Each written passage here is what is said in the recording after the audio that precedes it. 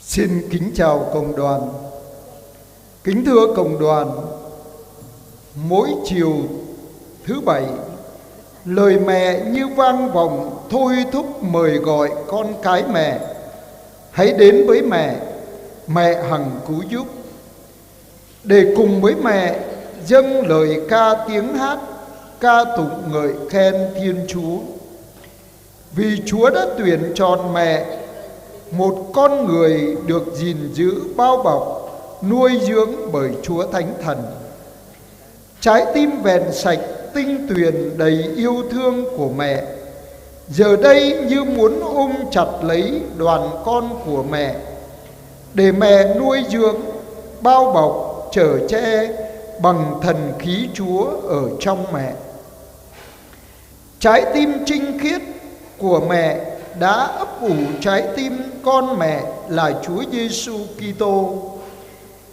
Với tâm tình tri ân cảm tạ cùng với mẹ, chiều hôm nay mời cộng đoàn cùng chiêm ngắm mẹ với tước hiệu trái tim vô nhiệm Đức Maria. Ơi gia mi ma mét nông dùng đời mai đời dòng, cơ bình cho đai mà mọi càng khắp.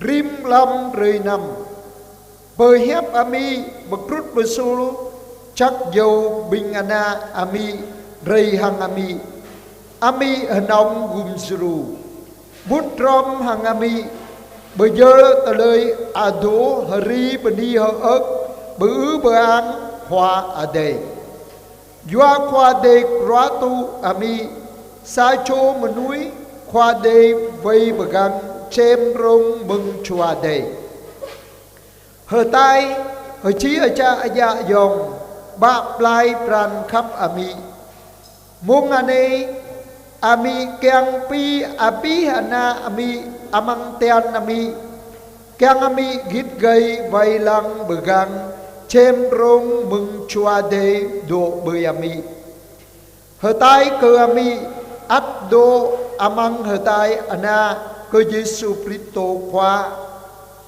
mừng pran khắp bani haria ức khoa ở đây rom hangami lamane rờ câu khun lăng yom ananami hờ tai hờ chi hờ cha bu tơ lê só abiti cơ ami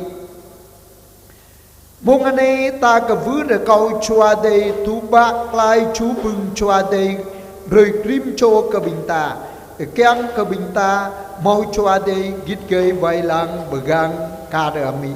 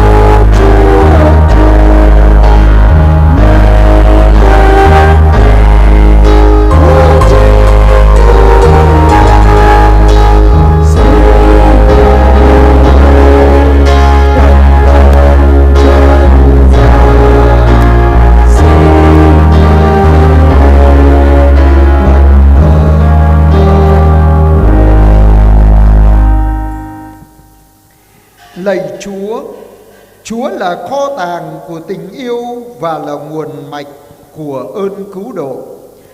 Chúa đã đến trần gian tuyển chọn một người nữ trinh khiết vẹn tuyền làm mẹ Chúa. Chúa đã phủ đầy thần khí xuống trên mẹ, Giờ đây xin Chúa cũng tuôn đổ thần khí tình yêu xuống trên từng người chúng con, để biến chúng con trở thành những chứng nhân tình yêu cứu độ như mẹ cho anh chị em chúng con. Chúng con cầu xin nhờ Đức Giêsu Kitô Chúa chúng con. Amen.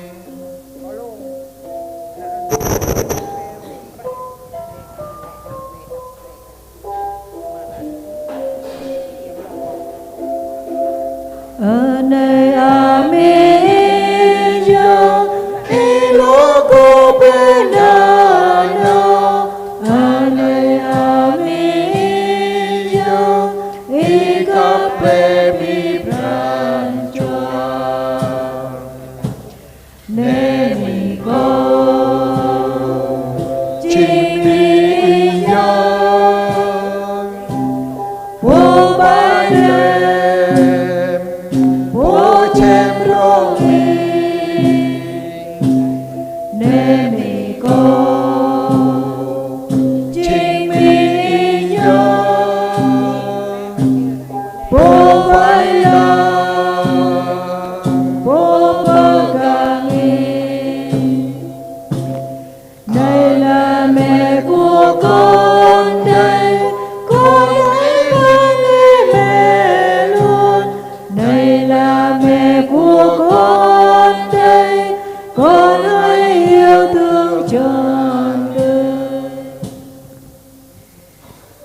Xin cộng đoàn lắng nghe lời Chúa.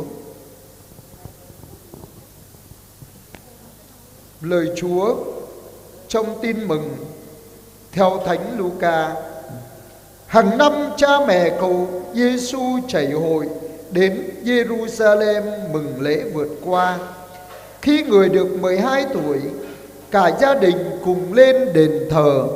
Người ta thường làm trong ngày lễ.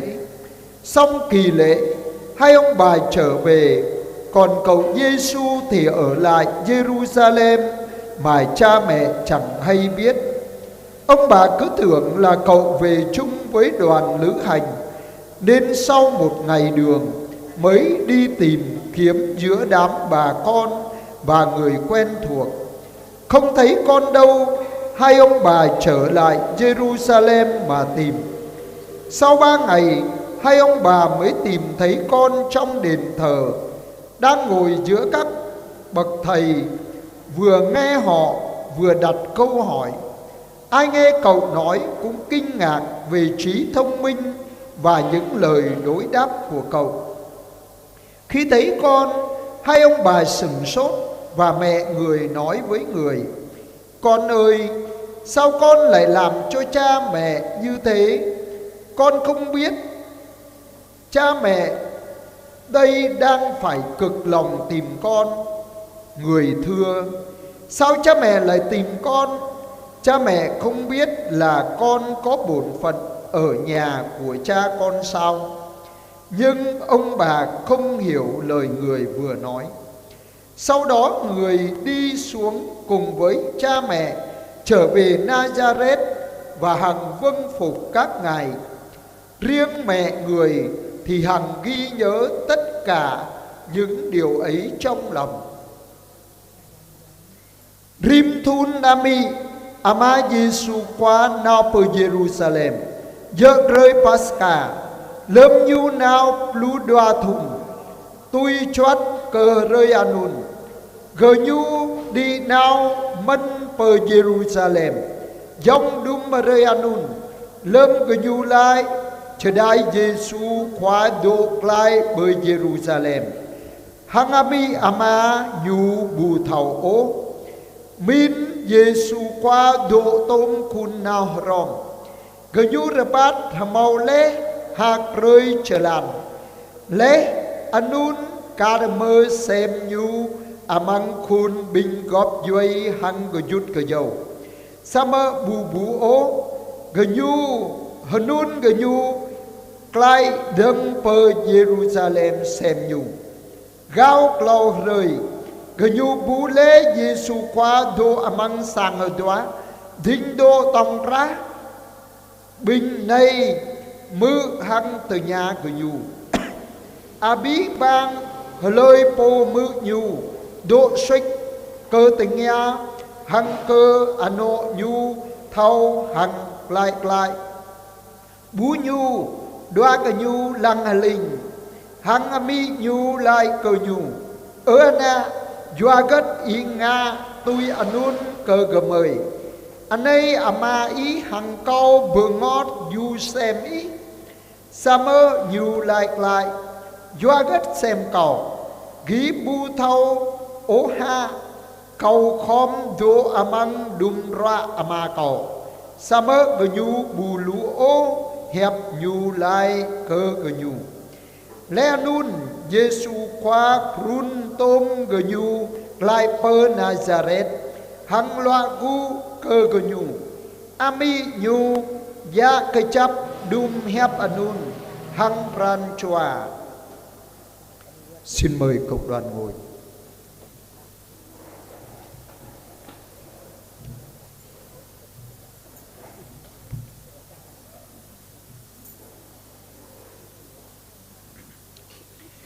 Kính thưa cộng đoàn, vào năm 1854, Đức Thánh Cha Pio thứ 9 công bố tín lý Đức Mẹ vô nhiễm nguyên tội. Việc tôn sùng trái tim vô nhiễm Đức Maria có một truyền thống đẹp đẽ. Hơn nữa, qua việc Đức Mẹ hiện ra với ba trẻ ở Fatima là Jacinta, Francisco và Lucia, từ ngày 13 tháng 5 đến ngày 13 tháng 10 năm 1917. Mẹ đã cho ba trẻ biết rằng để cứu rỗi những người tội lỗi, Thiên Chúa đã ao ước thiết lập việc sùng kính trái tim vô nhiễm của mẹ. Toàn bộ lời nhắn nhủ của mẹ là một lời cầu nguyện, thống hối và bằng những việc hy sinh để đền bù phạt tạ Thiên Chúa về những xúc phạm đến Ngài. Trong cuộc hiện ra vào ngày 13 tháng 10, mẹ nhắc nhở con cái mẹ hãy sống ba mệnh lệnh của mẹ. 1. Hãy ăn năn thống hối, cải thiện đời sống. 2. Siêng năng lần hạt mân côi. 3. Tôn sùng trái tim vẹn sạch của mẹ. Mẹ đã sống trọn vẹn trái tim tinh tuyền khi mẹ đón nhận lời truyền tin của sứ thần Gabriel. Qua việc đón nhận ấy, con Thiên Chúa đã xuống thế làm người nơi cung lòng của mẹ. Việc tôn sùng trái tim vô nhiễm mẹ dựa trên nền tảng tin mừng. Maria ghi nhớ những điều đó và xin niệm trong lòng. Mẹ ơi, mẹ thật là tinh tuyền, còn chúng con thì vương vấn đầy tội lỗi. Mẹ luôn lắng nghe lời Chúa và suy niệm trong lòng, còn chúng con thì vì cơm áo gạo tiền đã quên mất lời của Chúa. Mẹ ơi, không ai chạy đến cùng mẹ mà mẹ chẳng nhập lời. Xin mẹ hãy giúp chúng con biết siêng năng cầu nguyện, siêng năng đọc lời Chúa và suy niệm lời Chúa như mẹ, để chúng con cũng được biến đổi trong ơn thánh của Chúa. Xin mẹ hãy cứu giúp chúng con. Ơi ya mi ma mệt nông dòng đời mai đời dòng kèng cơ binh cho đai mở mỏi kèng khắp. Among thun harabo Japan rotu remap lupa ơi ako đình phun pio tan duarpan bờ tan ami Maria po bu tale so abiti ra bờ bu hờ tai ami bu tale so abiti mau jua hiam kla lo đâm mong ami bờ bu perda nhu po rồi clau cho chờ đai bởi Fatima. Mau Jacinta Francisco Lucia mừng hờ rơi cờ lôn lũ clau blan rma rú hờ rơi cờ lôn lũ clau blan lũ thun hà bầu đoa pan rờ tu lũ tì chú ami bờ thâu lâu chú chờ đài thầu lúc keng bậc lái bình po xó sát khoa tây trang từ quan ra bờ pu thờ tay bu tờ lời xó bí tí cờ ami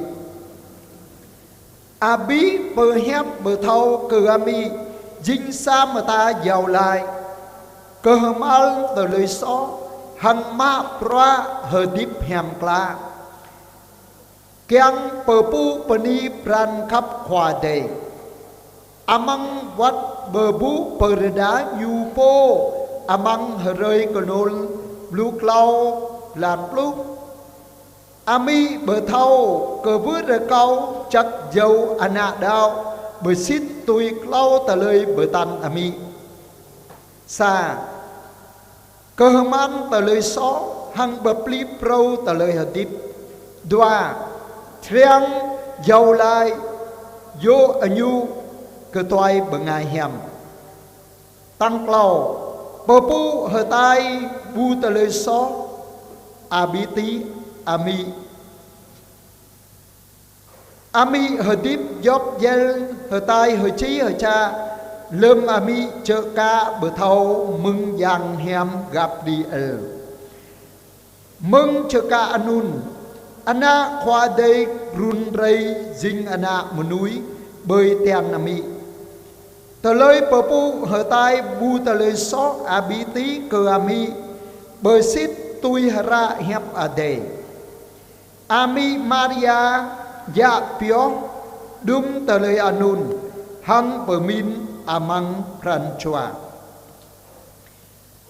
ami ý hem kla bia ma bình gờ mơi lu tờ lời sát pat ram rei ý mư hăng bờ min ra hep ade amang lam na nào bình gờ mơi mừng sơi hoa nhầm bồng rắc các công ngàn nga bình gờ mơi vola repet hăng hep ade ami bu mau lời rây cờ vứ hằng ý ami bu chaka rơ cao ami gum bình gờ mơi srang giàu lai srang đọc ra hep ade hăng bờ min amang lam kare ami keng cơ bình gờ mơi chợ ca tu bưng bờ plip râu để keng nào bờ mưa prơi ta lê mạc la prơi cơ bình đời mai đời dòng đọ chung ra ra cơ bình gờ mơi để cao ami gum jeru bình gờ mơi. Và giờ đây mời cộng đoàn chúng ta cùng đứng để chúng ta dùng những lời ca tiếng hát tận đáy lòng chúng ta để chúc tụng Chúa cùng với mẹ tạ ơn Chúa và chúc tụng ba ngôi Thiên Chúa.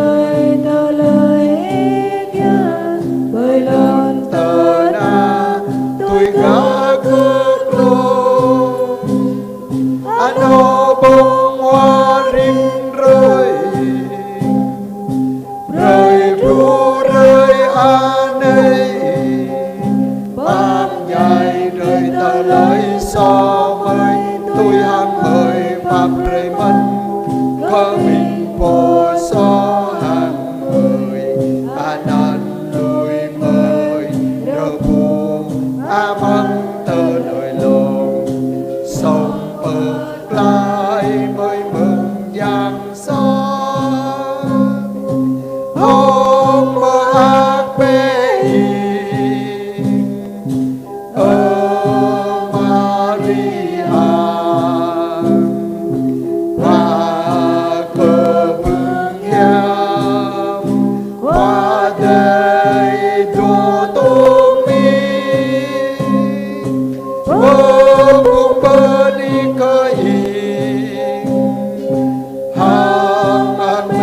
đam pernay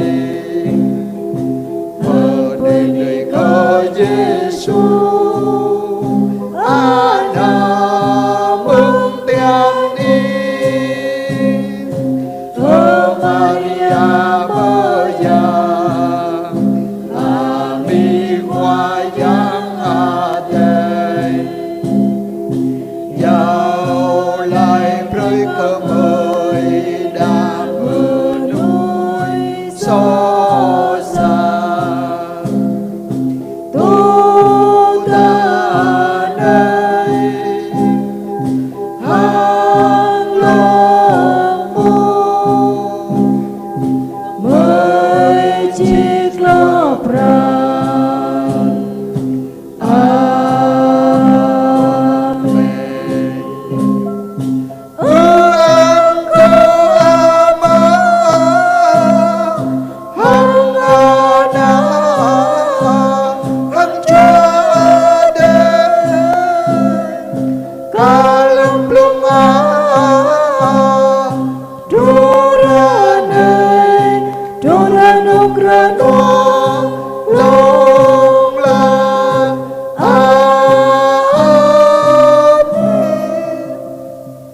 Và giờ đây chúng ta cùng với những người tạ ơn mẹ cầu thay nguyện giúp được ơn trong tuần qua.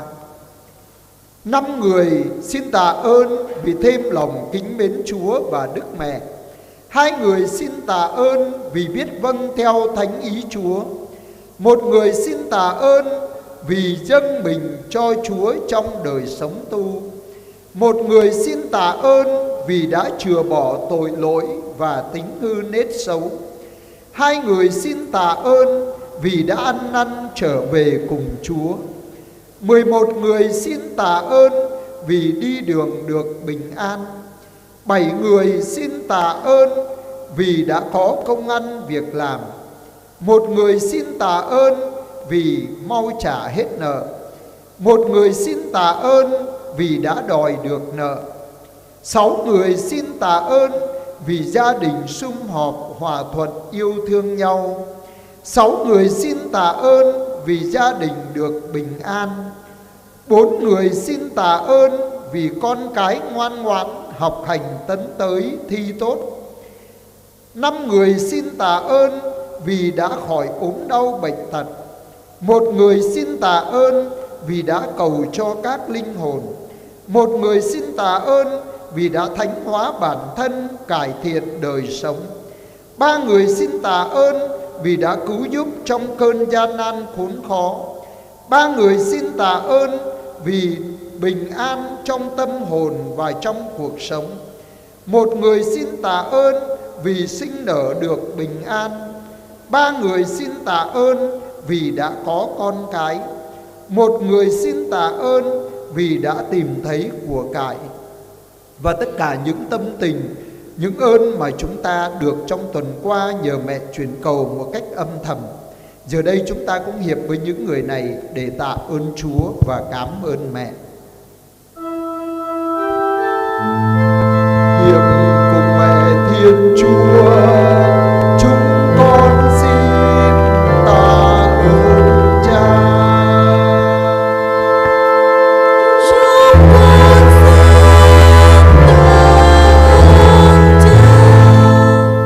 Bình ta mút rò mang cờ bình cô bình ni cơ mi Maria mừng mi giàu lại trời cho cả tu ta lời vương clau chô bình ni vương doa cơ mau pran gứt gờ nang kèng khắp cơ khoa giang doa chô bình ni vương doa cơ thâu pap mà nhai thâu bờ hem bờ dông gióp ra khoa đây chào trời hợp lú sai chô beni bưng doa cơ mau pra nga doa chô beni bưng doa cơ đuôi mau tờ lời chru hằng gum bờ min amang tờ lời tờ nắp tờ nòng clau chô beni bưng doa cơ sang ano thâu ở đip rờ môm thâu pờ khắp rom sai chô beni bưng doa cơ mau ana sai chô beni bưng doa cơ ana ba thâu loa gu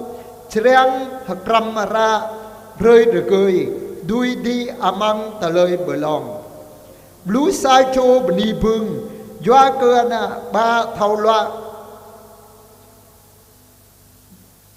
blue sai cho bni bưng doa cơ góp dây nào bờ tái đuôi lại bờ sang ba cho bni bưng doa cơ rồi nút rồi noa amang dấp chờ lan nào plau rồi bát doa cho bni bưng doa cơ mò bưng ai bờ xoáy rơi chân hằng pran chua sai cho bni bưng doa cơ giao lại rơi cơ binh ơi ya hằng góp dôi rồi cao lẽ non tana hằng đúng mà ta chơi ca đò măng lâm mừng ami Maria giao lại gum ta hà vắt chúa hello ta mút rom mang cơ bình po này bứ bờ an bni ớt cơ qua giang ở đây hằng bni cơ bị Maria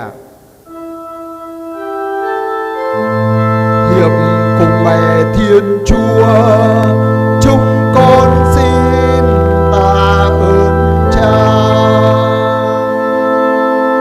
Chúng con xin tạ ơn Cha.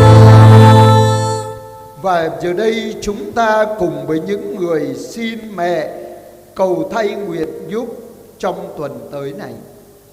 10 người xin tem lòng kính mến Chúa và Đức Mẹ. 11 người xin biết vâng theo thánh ý Chúa. 1 người xin dâng mình cho Chúa trong đời sống tu. 8 người xin chừa bỏ tội lỗi và tính hư nết xấu. 7 người xin ăn năn trở về cùng Chúa. 8 người xin ơn đi đường được bình an. 9 người xin cho có công ăn việc làm. 8 người xin cho mau trả hết nợ. 7 người xin ơn đòi được nợ. 12 người xin cho gia đình sum họp hòa thuận yêu thương nhau. 13 người xin cho gia đình được bình an. 6 người xin ơn như ý. 9 người xin cho con cái ngoan ngoãn học hành tấn tới. 3 người xin ơn tìm được người thân. 13 người xin cho khỏi ốm đau bệnh tật. 4 người xin ơn chết lành. 10 người xin cầu cho các linh hồn. 6 người xin thánh hóa bản thân, cải thiện đời sống. 8 người xin cứu giúp trong cơn gian nan khốn khó. 9 người xin ơn bình an trong tâm hồn và trong cuộc sống. 2 người xin sinh nở được bình an. 1 người xin cho có con cái. 3 người xin tìm thấy của cải. Và những tâm tình chúng ta muốn mẹ cầu thay nguyện giúp cho chúng ta trong tuần tới, chúng ta hiệp cùng với những người này để khẩn khoản nài xin mẹ. Nhờ lời Đức Mẹ chuyến cầu, xin Chúa nhậm lời chúng con. Xin Chúa nhậm lời chúng con. Bình ta mút rom hằng cờ bình po cờ vứ rồi cao ami Maria giàu lai rồi vắt chú penap này. Cepan cho rồi cao mau pran đạo gứt genang keng khắp cơ khoa giang. Đoar pan cho rồi cao thâu cờ man đoại lại hằng khoa giang. Cepan cho rồi cao thâu kran hằng loa gu tui pran khoa giang. Hợp lũ sai cho rồi cao độ cái chấp amang pran khắp khoa giang.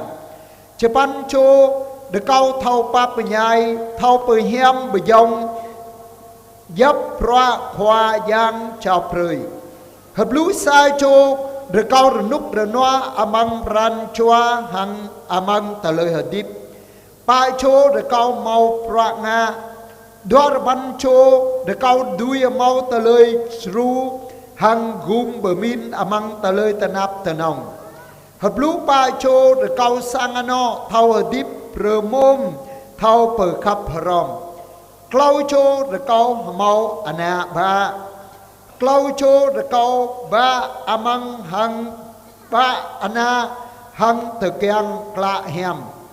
Pa cho rồi cao ana ba thao loa ku Sriang hakramara rồi cười. Đoai chô để câu góp duy nào pơ à tai đuôi plai bơi sang.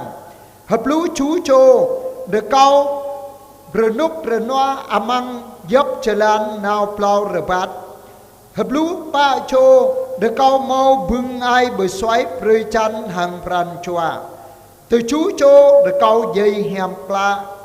Câu chô để câu bờ côm bờ dơ tờ lời hờ điếp bô cơ khoa giang. Plau chô để câu đuôi mau đuôi pran choa kèng. Hợp lũ đoai chô để câu giao lại rơi cơ binh ơi gia hằng góp dôi để câu lé lon thần á. Hằng đúng tờ lời đọ bằng lâm ta keng ami giao lại rơi ta sang nọ ta. Ta mút ra mang cơ bình pô này cơ vứ để câu ami giao lại rơi. Hiệp cùng mẹ Thiên Chúa chúng con xin tạ ơn Cha. Chúng con xin tạ ơn Cha. Và giờ đây cùng với trái tim yêu thương của mẹ, chúng ta dâng lên mẹ đóa hoa tươi, đóa hoa lòng chúng ta, để xin mẹ nhập lời chuyển lên Thiên Chúa, để xin Thiên Chúa chúc lành cho từng người chúng ta.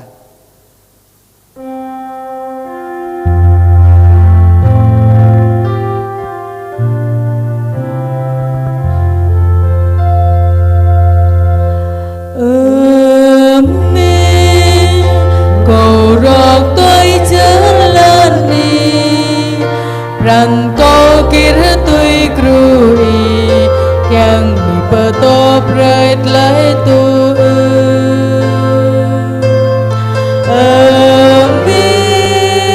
Ta lai hơ tip lek la, nạp ta pa play nhom ni, yang mi lai pray ta lai lo cô. Amen. Petop reit ta lai lo cô.